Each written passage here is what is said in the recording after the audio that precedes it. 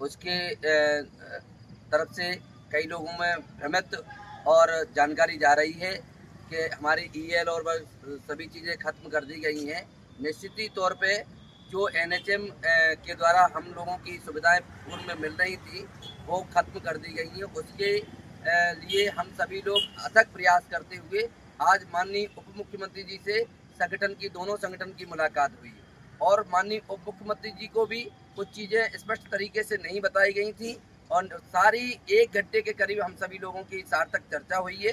उसमें उप मुख्यमंत्री जी ने एक एक बिंदु को देखा है कि कौन सी चीज़ें पहले से हम लोगों को मिल रही थी और कौन सी चीज़ें विलोपित कर दी गई हैं। निश्चित ही मैं पूरे प्रदेश के संविदा कर्मचारियों को ये बताने में हर्ष होगा कि माननीय डिप्टी सीएम साहब ने कुछ समय मांगा है कि वो वरिष्ठ अधिकारियों से सार्थक चर्चा करेंगे और जिस तरह से हमारी ईएल हो, चाहे अनुबंध प्रथा हो, चाहे अप्रेजल जैसी कुरीति हो, उन सभी पर चर्चा करके निश्चित ही हम सभी लोगों को वो बताएंगे और जो हमारी चीज़ें पूर्व में दी गई हैं उसको वापस लाने का प्रयास संगठन करेगा। अब विजय भाई भी साथियों नमस्कार।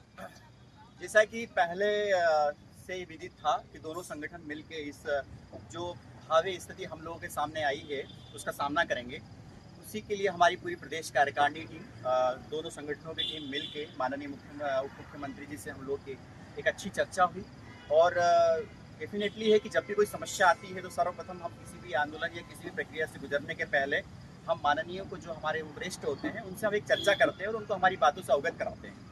तो एक अच्छी बातचीत और एक अच्छे माहौल में हुई है और जो जो चीज़ें समस्याएं जो जितने भी कर्मचारी के मन में जो अप्रेजल हो या बहुत सारी छोटी छोटी चीज़ें सब आप लोगों को पता हो, ये हो कटोतरा हो या फिर ईपीएफ का है ना वेतन विसंगति हो, तो हर एक चीज़ों पे हम लोगों ने बिल्कुल बातचीत कही और उन्होंने इसको ध्यान से सुना है।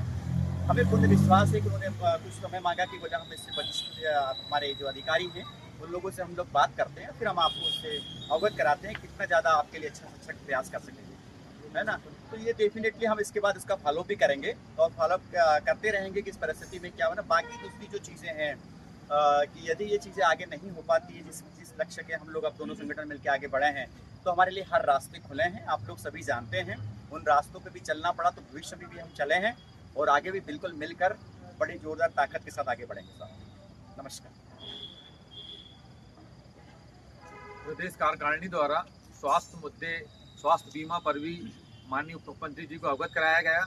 एनएचएम में 2023-24 से 15 करोड़ रुपए जो एनएचएम के सभी कर्मचारियों के लिए स्वास्थ्य बीमा के नाम पे केंद्र द्वारा दिया जा रहा है। उस बीमा की राशि से सभी कर्मचारियों का स्वास्थ्य बीमा हो सके इसका प्रयास किया जाएगा। साथियों, जैसे कि हमारे माननीय दोनों अध्यक्ष महोदय और महामंत्री जी ने बताया, सार्थक चर्चाएं तो अपने स्थान पे हैं और जब तक वो सार्थक चर्चाएं रिजल्ट के रूप में हमारे बीच में नहीं आती तब तक हम सभी साथियों को, सभी जिलों के सभी जिलाध्यक्षों, जिले के सचिवों, सभी पदाधिकारियों, सक्रिय साथियों और एक एक संविदा कर्मचारी को आगामी समय में हो सकता है कि हमको आंदोलन का रुख अपनाना पड़े। अतः मेरा निवेदन है सभी जिलों से कि आप लोग अपनी अपनी तैयारियां रखें। जितना भरसक प्रयास लोगों को संगठित करने का, बैठक करने का, वो सिलसिला हम कम से कम अपने जिलों में जारी रखें ताकि हो सकता है 15 दिन बाद, 20 दिन बाद या महीने बाद ये स्थिति आए कि हमको आंदोलन का रुख करना पड़े। तो जब भी ये प्रदेश कार्यकारिणी के हमारे दोनों अध्यक्ष महोदय की ओर से निर्देश प्राप्त होते हैं तो हम सभी अपने अपने जिले में आंदोलन के लिए तत्पर रह सके। उस समय में हमें अचानक कोई तैयारी ना करना पड़े, हम पहले से तैयार हैं। धन्यवाद। मैं तो सबसे अच्छी चीज़ ये है, आश्वस्त करना चाहूँगा कि आपका संगठन हर परिस्थिति का सामना करने के लिए तैयार है। आज माननीय उप मुख्यमंत्री जी से मिले हैं, सारी चीज़ें बताई हैं कि जो हमें मिल रही थी वो भी हमसे छीन ली गई हैं, तो उससे हम लोग असंतुष्ट हैं, वो तुरंत वापस की जाएं और जो चीज़ जोड़ी जानी है उसके बारे में भी बताया गया है। तो उम्मीद है कि माननीय अधिकारियों से चर्चा करके जल्दी हमें सौंपेंगे। नहीं सौंपते हैं तो हम सब लोग तैयार हैं, जो भी संयुक्त निर्णय है वो हम सब लोग मिलकर के आगे बढ़ेंगे। धन्यवाद।